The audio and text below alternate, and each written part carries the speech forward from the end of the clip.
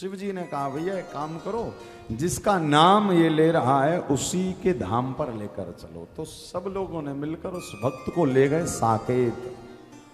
अब विचार करिएगा, मृत्यु लोक से यमलोक, यमलोक से ब्रह्मलोक, ब्रह्मलोक से शिवलोक और शिवलोक से सीधे राघव सरकार के यहां साकेत पहुंच गया।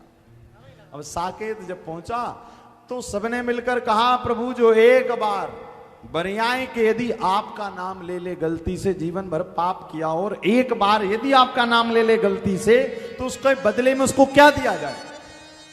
तो राघव सरकार ने कहा वो कहां है जिसने एक बार गलती से लिया। तो सबने उसको प्रकट किया, बोले ये सामने खड़ा है। तो भगवान राघव सरकार ने उसको गोद पर बिठाला। हाँ अब तो बड़ा गदगद हो गया, वाह प्रभु वाह। शंकर जी ने कहा प्रभु गोद पर बिठा लिया, बता तो दो कि जिसने गलती से यदि एक बार राम नाम लिया उसको क्या मिलेगा। तो राघव सरकार ने कहा भोले बाबा से देख नहीं रहे हो, जिसने एक बार गलती से लिया उसको राम जी की गोद मिल गई, यदि जानकर लेता तो ना जाने में उसको क्या दे देता। तो भैया विचार कर लीजिएगा, हम सब लोग नर्मदा के तट पर बैठे और गलती से भी यदि राम नाम निकल जाता है तो वो राघव जी की गोद प्राप्त कर लेता है। और नर्मदा के तट पर बैठकर यदि हम लोग 7 दिन तक शिव पुराण की कथा सुन लेंगे तो हमारे महादेव हमें क्या नहीं दे सकते।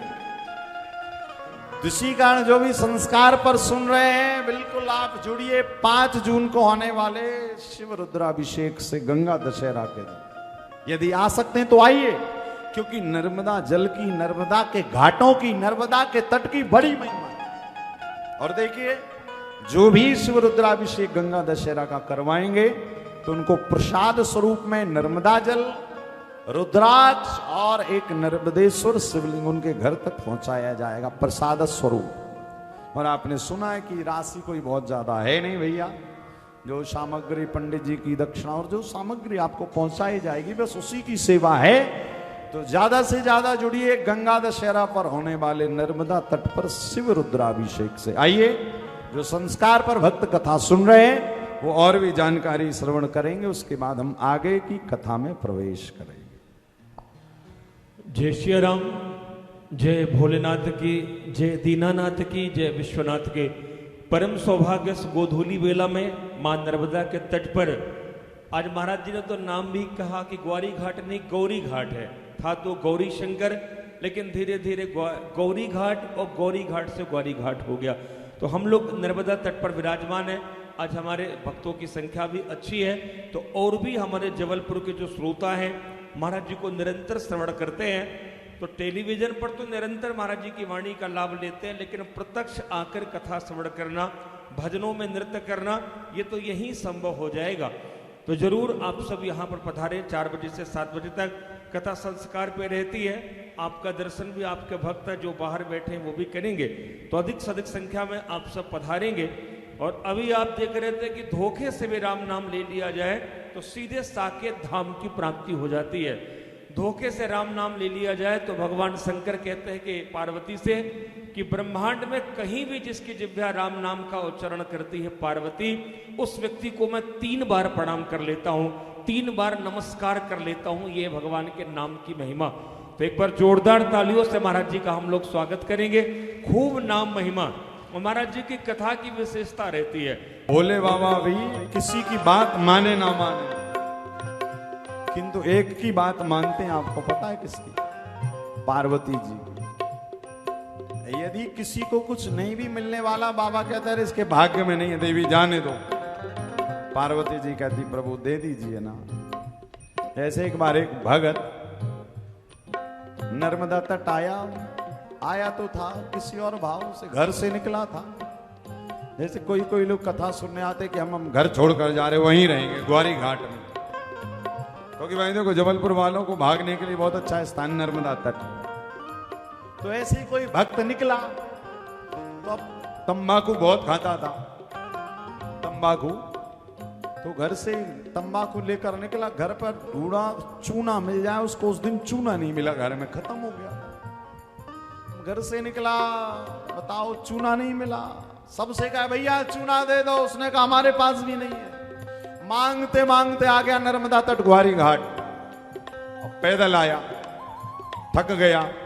तो नर्मदा के तट पर कोई शिवलिंग पर सिर टिकाकर सो गया और मन में क्या था कि चूना मिल जाए, चूना।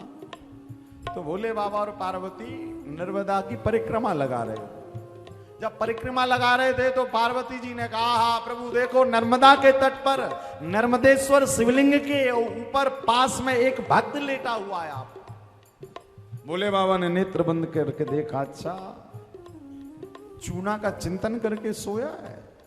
पार्वती से बाबा ने, अरे ये कोई हमारा भगत, आप तो चलिए आगे। बोले नहीं प्रभु, यदि आपके दर पर पड़ा हुआ है, आपके दर पर सो रहा है तो प्रभु आपसे प्रेम करता हो।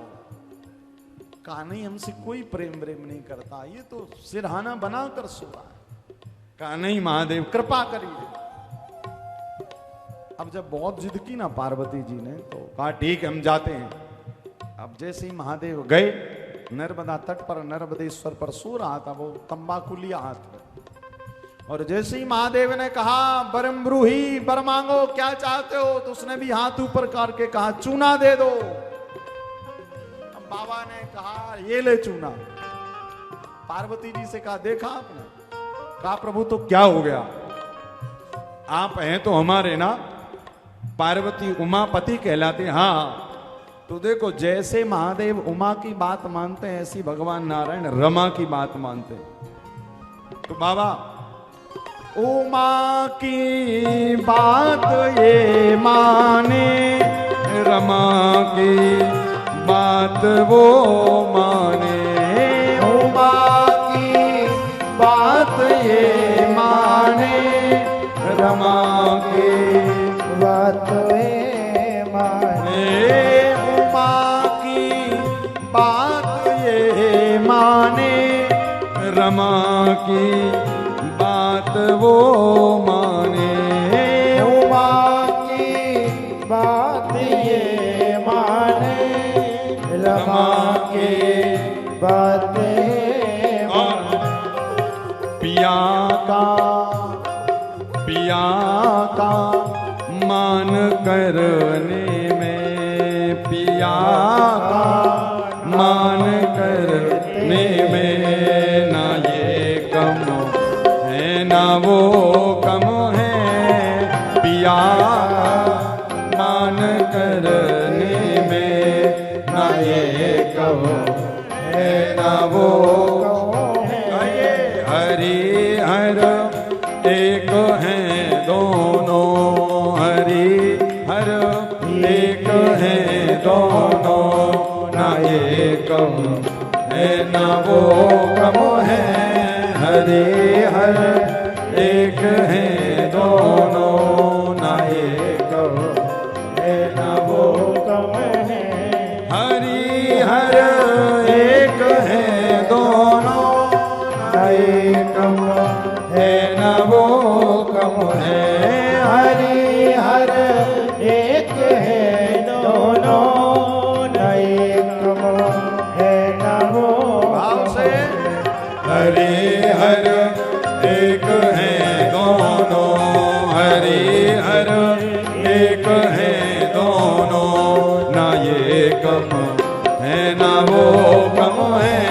हरि हर एक है दोनों, ना ये कम है ना वो कम है। हरि हर है ना वो कम है, ना ये कम है ना वो कम है।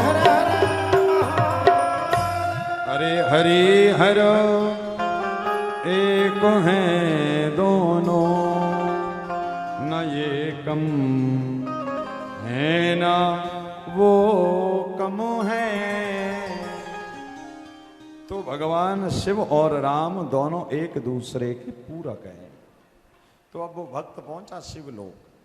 तो जब शिव जी के लोक में पहुंचा तो